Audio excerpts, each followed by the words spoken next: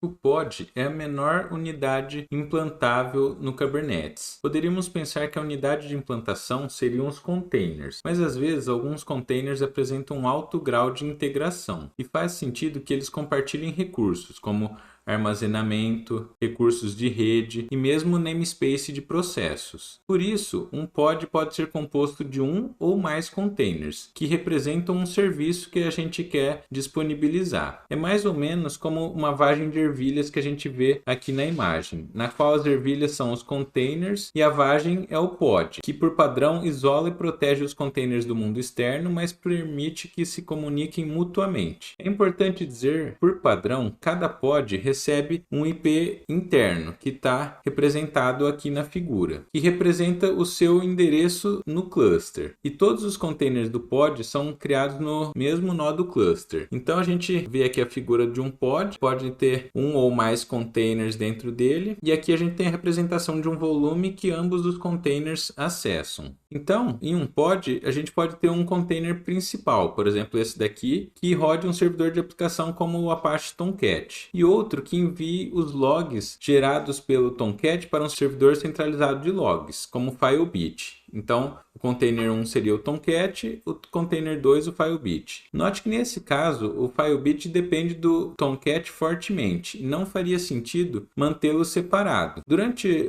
a série, nós veremos mais exemplos com mais de um container e um pod, e vai ficar mais claro para você. Porém, é importante mencionar que apesar de ser possível colocar mais de um container em um pod, o mais comum é encontrarmos somente um por pod. Voltando à analogia da construção da casa, o pod poderia ser encarado como o terreno da casa, com um muro em volta, e o IP seria o endereço do terreno. Agora a pergunta é, cadê a casa?